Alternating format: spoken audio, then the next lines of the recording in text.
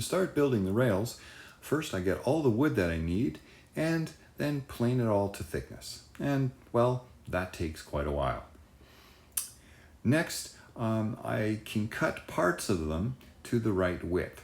Now the rails have an inside and outside edge, so I first cut the inside edge to the dimension that I want. To calculate the width for the outside edge, I put the inside edge I just cut on top of a piece of plywood, which is the panel thickness that I made previously. I can then use just a piece of scrap as a test and make sure everything works out. I then cut a bunch of small cross supports. And when I lay everything out, it's quite a number of pieces as a puzzle. Next, for each rail, I take the pieces that I need and just make sure that everything works. I've got all the pieces to the right size and organization. Well, at this point, you can see there's quite a lot of pieces laid out, and I'm starting to realize a few things.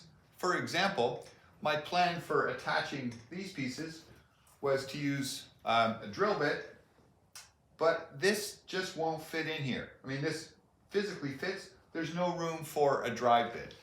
So I have to rethink that. I have labeled everything. You can see the pieces of green tape. I managed to relabel one piece literally 3 times. The first was, yep, it's going to be the front left piece.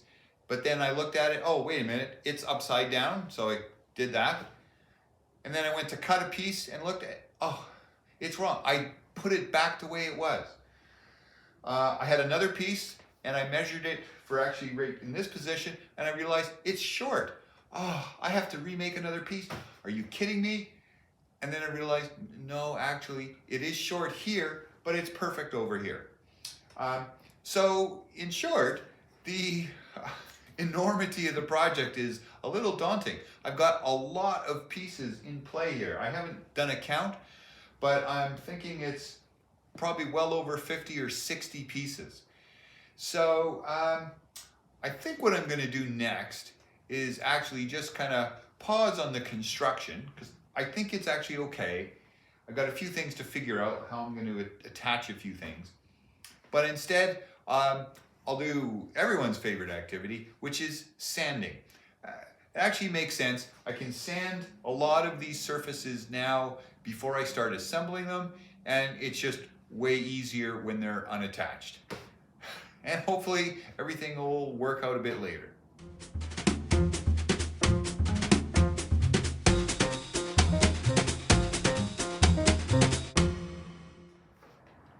So after several hours of work, maybe a few missteps, I've got 6 out of the 8 rails actually done and attached. Well, the frameworks, not the tops yet. So I've got the 2 here, the front, this is the front of the table, the right side, and the back. Now, to put them together, they were just slightly different. The ones for the front and the back have a 90-degree angle piece. I'm calling it a wing. So the construction was a little bit different for them. For the sides, the right side or left side ones, they're basically 2 long pieces joined by several cross supports. They went together much more quickly. Now the last 2 for the left side I have not yet done because I can't reach them. I can't mount them. They're against the wall. So I've got to actually take everything apart, rotate the table before I can do those. I'm going to get to that a bit later. To put them into place was pretty straightforward. They're guided by 2 dowels along the edge of the panels. So that way it's easy to know where each piece goes because the holes are unique and they're going to go exactly in the same spot every time so you can secure them correctly. To secure the rails, I start by drilling a hole in the front down into the panel. I enlarge the hole with a guide to make sure that it's nice and vertical. I can then take the embedded nut and I hammer it down into the panel below. I can then place the rail into position and the knobs will line up with the holes and it gets secured. So with the frames made, the next step was to make the tops, which are what these are. This is a panel. It's made up of two pieces that I just glued together. I then cut them to length, to width, did some other shaping on it, and the next step will be to attach it to the frame. Now I'm going to do this using pocket hole screws. Pocket holes are basically angled holes. They come on the inside of the rail, and the great thing is you can't see any connections. There's no joinery or visible marks when the two are put together. So that's how I'm going to be doing those. I'll be able to do 6 of them as is, but to do the last 2, I actually have to rotate the table because that side is completely against the wall. Otherwise I have no walking room here. So I'm going to have to take everything apart, rotate the pieces, and then reassemble before I can finish building the rails.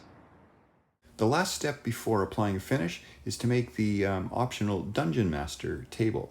Now this fits on one of the corners and allows him to have a lot more space to lay out the material needed for running the game. And now I'm ready to start applying the finish. So it's a coat of stain and several coats of varnish.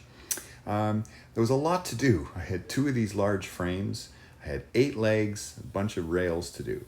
The legs worked out pretty well. I put screws in the top and bottom, and then I was able to sit them across a couple 2x4s and rotate them to apply the finish.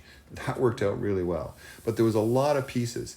You can see here's half of the parts done. I had to do another one of these to get everything done. And just like that, it's done. Well, maybe not just like that. It's taken 4 months, a lot of hours, but I'm pretty happy with how it's turned out. That's going to wrap up the making of the table video. I will be doing another one where I show kind of the features of the table, and so please come back for that video with more woodworking in progress.